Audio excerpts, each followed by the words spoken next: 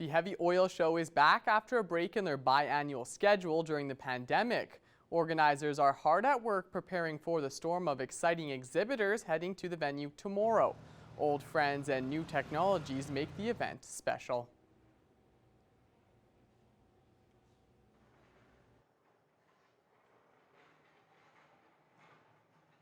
To see the people that we haven't seen for so long, review old acquaintances and see what's happening in the industry. When you're away from it that long, probably not so much because of the COVID, but in the last couple of years, there's some more advances.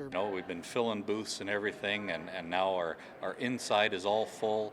Outside, we've got a rig set up out there, and it's filling up. Even today, we're getting people asking if they can get in. So, it's kind of a bit of a buzz happening. We like that. And for more information on this year's show, you can check out their website. Well, Fall Fest is taking over Bud Miller All Seasons Park this Saturday. The annual event features free entertainment and family-friendly activities, including a hay maze, wagon rides, and many more kids' games. A free corn roast and hot dog barbecue will also take place. This event is meant to honor our region's rich agricultural heritage. It's always important to gather the community together and to meet new people and to keep us all connected. So that's one of the main reasons that we like doing that. We also like to celebrate the harvest. Live music performances will take place throughout the day from just after noon until 5. While the event is free, there will also be local vendors on hand. We do recommend that you bring some form of cash or maybe debit because we will have some local vendors in attendance that day. Fall Fest runs from 12 until 5 at Bud Miller on Saturday. Should be a good afternoon and evening there at Bud Miller. I'm excited for that. And now it's time for this week's edition of Retrospect. Let's head over to Blake Nath.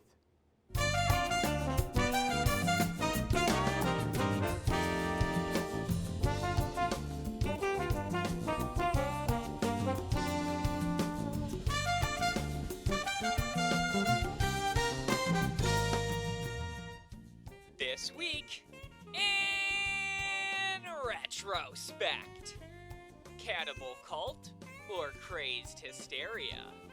We listen to concerned citizens in 1992. The sign says, "Not missing, eaten."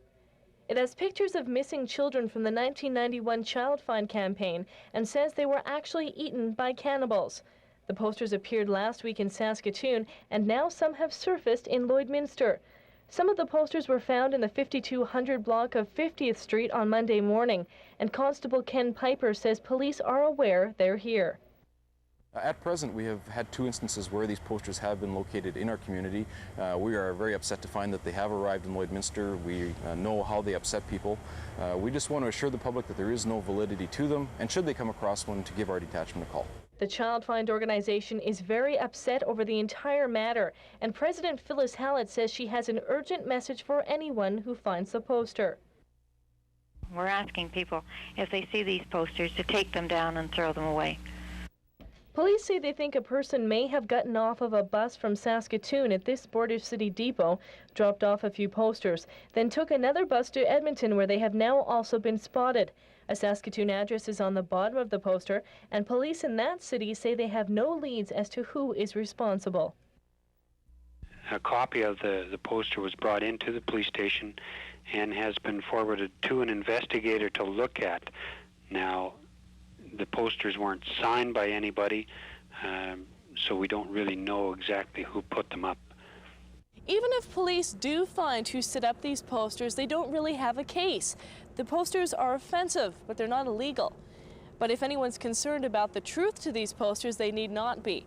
5 of these 8 missing children have already been found and are living at home now with their families. Darcy Modine, Police Beat.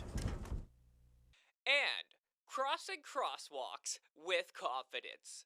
We review school safety in 1997. So where is the one safe place that we can go to cross the street? The white lines! The white lines. And what are the white lines called? Crosswalk. Thank you, Shauna. Marcia Tyndall is teaching her kindergarten class about traffic safety. She says the street in front of the school is getting busier, and with heavy construction happening just meters away, she feels the kids need to have some street smarts. One of the things she encourages is extending your arm in the direction and when you want to cross the road. When you go like this, they stop. I think it just gives drivers a better indication of where the kids are going. It's quite busy in front of our school at certain times of the day, so anything we can do to increase our safety around the school is useful. This technique is actually a full-fledged program in larger cities called Point the Way. At Monday's meeting, Lloydminster City Councillor Duff Stewart approached Council about seriously looking at it for the border city. The community is at the stage or the growth period where we need to start looking at some of the bigger city solutions to some of our problems. Sometimes they're not thinking what's hurtling down at them, and yeah, I've come around corners where some of the students are waiting for buses, but you're not sure if they're waiting for the bus or they're walking to school. So a little bit of visual communication would really help. Local RCMPs support the idea. Well, as long as the children are aware and the motorists are aware that this program is in place, then it would work very well. Every once in a while there's a group on the corner and you don't know if they're going to cross or not, and then someone may leave the group and then become a traffic hazard. Tyndall would like to see more schools try and point the way. The more people who do it, the more the drivers will become accustomed to watching. For them to do it consistently, you have to keep reminding them, so it's something that parents and teachers both would have to work on together for it to be really effective. Now look both ways and cross the street. School division officials in the city were unaware of the program, but say it may be something they will look into in the near future. And that's all for this week in retrospect. Retrospect this week is brought to you by Webb's Ford. Worth your while to drive the extra mile. Webb's Ford in Vermilion. All right, it's time now to check in with Shelby Clark. We had a warm weekend. Heading into the next week, she'll have more details on what we can expect.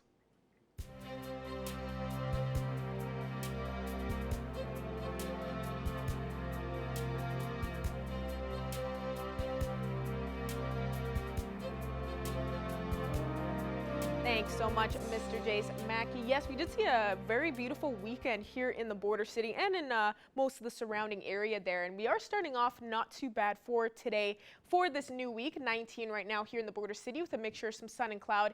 And we did see a lot more sun peeking behind those clouds throughout the day. So I would say it was quite beautiful, especially as we are heading more into the fall season. So hopefully everybody is enjoying it. Switching over to temperatures across the region for Alberta and Saskatchewan. On the Alberta side, kind of the same temperatures that we are seeing in most spots. Most are looking at 18, 19 degrees. Up in Lac La Biche, slightly cooler at that 17, but we go a bit lower and they start to warm up from there. Most are just seeing around 20 degrees over in this end, while Wainwright and Provost are both at that 22 mark. So some spots are even looking slightly warmer than what we are sitting at here in the border city. Then switching over to our Saskatchewan side, they are slightly matching with us on the Alberta side with those conditions. As go a bit higher up, Isla Cross is at 17.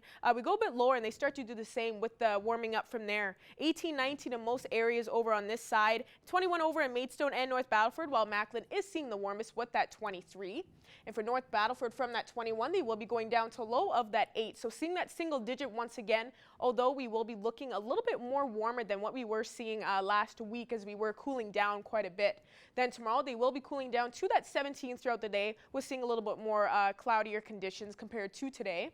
Cold Lake will be going down to low of 10, so seeing that double digit staying there for the evening low. Then they will be looking at 17 and seeing a high chance of that precipitation right off in the morning. And for us, we will be looking at a low of 9 for our evening low temperature. So seeing a single digit, but looking a little bit warmer than what we were seeing the last couple days last week. Then tomorrow seeing 19 and seeing a high chance of that precipitation for tomorrow. So going to be seeing a kind of a gloomier day tomorrow, just be on the lookout. And ending off with looking at a couple of photos, weather submissions that we have had to our Facebook page. We do have a new contest going on. I'll get a little bit into that. This is a nice shot here of those clouds. I absolutely love to see it. And here it is, just those fishing contests. So if you want to win a nice Shakespeare fishing rod with a catch fishing book, you can submit some weather photos or a fishing photo to our Facebook page, and you have all week to do that. That's all I have for now. We'll have more coming up after the break.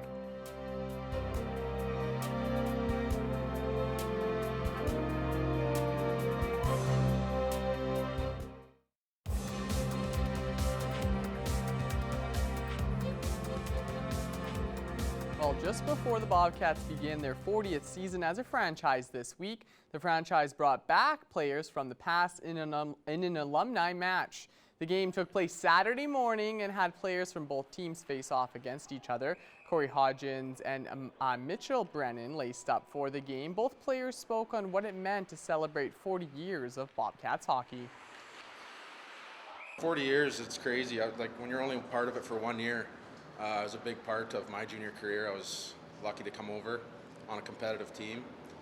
Being able to come back is huge. You know, it's really impressive to see some of the older alumni, like they still got it.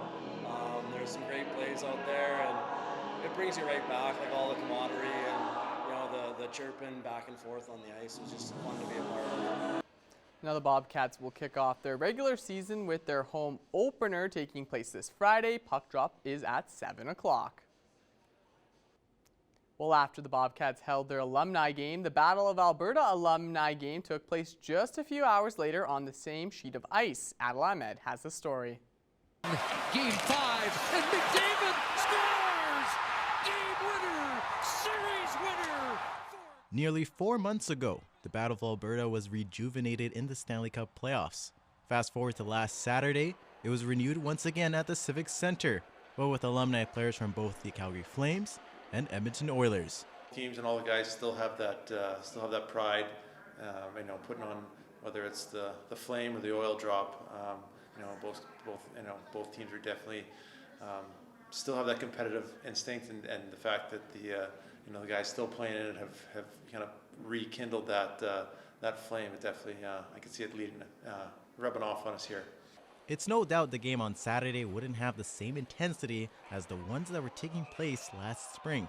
However, the fans here in town were excited regardless to see a game take place close to home. It's just a good atmosphere, isn't it? I mean, it's for a good cause. So. I'm noticing how they're having a lot of fun with each other, the two teams. They're not really getting in there really hard, you know, and it's kind of fun. Yeah, they're trying to keep it even, but, you know, Oilers could run away with it. You can, like, feel the energy when they're actually, playing. You enjoyed watching? No, not really. I just like them all. Go Oilers! The city of Lloydminster understands how big hockey is for the fan base. But for these hockey stars coming out to the border city, they have a chance to see what Bobcat fans are all about. First time in Lloydminster, didn't know too much about the city, but it's an incredible. People are really hockey crazy. Signed some autograph for about an hour and a half, and it's been wonderful. People are asking a lot of questions, so we're happy to be here. Talking to somebody on the bench there, and they said it takes over a year to get this thing organized. So it's great. You know, when you have support and you have people that are committed, and with all the volunteers and all the people behind the scenes helping out, it makes for a great night and show tonight. Fun. So when you can raise some good money, put a show on in front of some fans, come to a great blue-collar town like this, real genuine people, it's a ton of fun for us. And I think a lot of you guys saw the pace picked up as the game went on. So that's the competitive juices within us all, and a ton of fun. And that's all for us from the Civic Center here. Thank you guys so much for tuning in. For Primetime Local Sports, I'm Adel Ahmed. And now it's time for us to check in once again with Shelby Clark, who has another look at weather.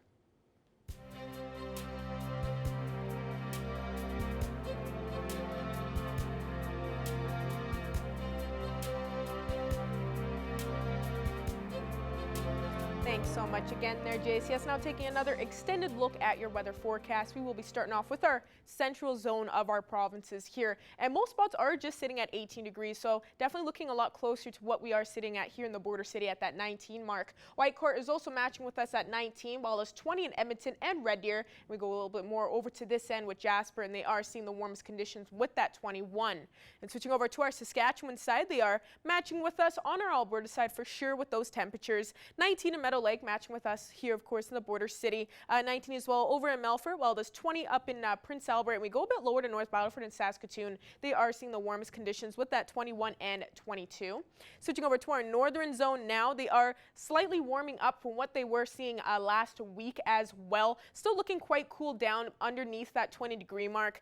16 in most spots over on this end on our Saskatchewan side. 15 down in Flin Flon, while there's 12 in South End and Stony Rapids. Uranium City is just a degree cooler, and Wollaston Lake is the coolest compared to the rest at that single-digit mark at that 9.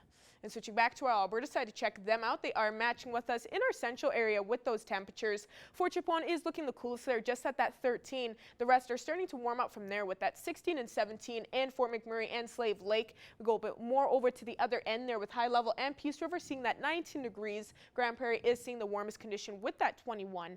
And going over to our southern zone now, we kind of expected to see them looking a little bit warmer compared to the rest, although they are matching with us in our central area.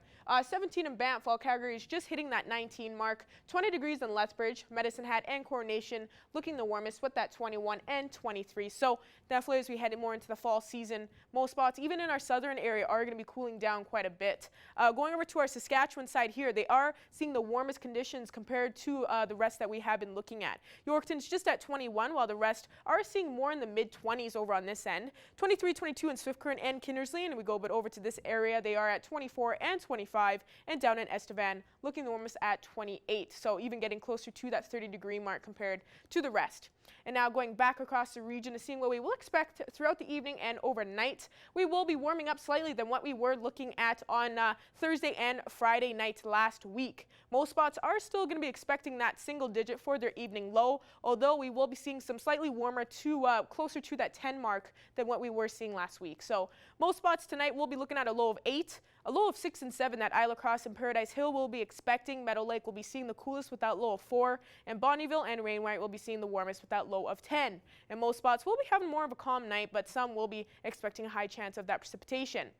For here in the Border City at that 3-day forecast, tomorrow we will be cooling down to 19 with a high chance of that precipitation, so expect a gloomier day tomorrow, although we will warm up Wednesday and Thursday with that 21 and seeing a little bit more sun peeking behind those clouds.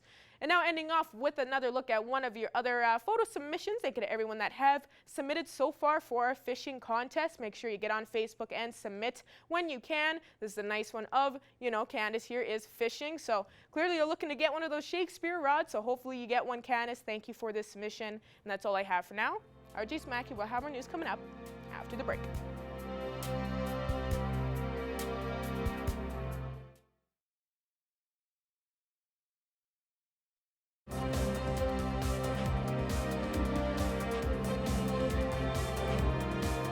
Joining us today for Primetime Local News is Brad Gallimore and Tigran Lee Campbell. Thank you both so much for taking the time to be able to speak with us today. Thank you so much for having us again. Of course, no problem. I'm really glad you both were able to take, the time out of your day to be able to join us and help get the word out about this, because we're going to be speaking on the Vermilion Culture Festival that's going to be coming up here soon. So for people out there that may not have heard about this festival, can you kind of explain what this, what it all entails? Yes, absolutely. So Vermilion Culture Fest, this is our second annual.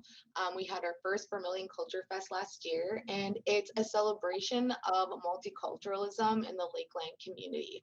So our goal is to connect all of the diverse cultures and the multiculturalism that's in the Lakeland region and just bring it all into one hub once a year, where we get to see different performances, eat different types of foods, have local vendors that sell homemade crafts, just so much stuff. So that's what it's about. Obviously, it's in Vermilion at the curling rink, and everyone should come out. I'm super, super, super excited for it.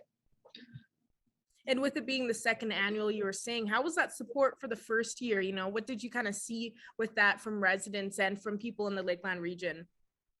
Yeah, our first year was really good. We did have to abide by restrictions last year.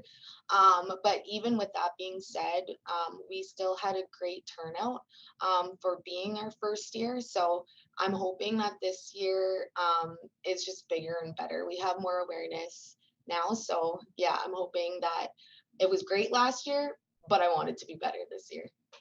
And for this year, of course, you're just saying about the restrictions, a lot of things have changed since last year. So for this year, is there any kind of changes that people can expect that are, have went to the first one or are planning to come for the second annual festival? Yeah, absolutely. So again, last year there was actually restrictions were put in place like literally a week before our event. So of course, not only were we scrambling, but people coming were like, what do we do? Is like, what do we have to do? And I was like, I don't even know anymore. But this year it's, we don't have to do anything. If you want to take precautions, please do. And, some people still will be, but there are no restrictions this year as far as the masks or the social distancing. So honestly, it's a matter of coming out and enjoying cultures that you may not get to experience on a regular basis. Perfect. And for people that, want to kind of find out some more information for this festival, can you kind of expand on, what days they are, what time and where it is, just so they can know for sure? Absolutely. So it'll be Saturday, September 24th and Sunday, September 25th.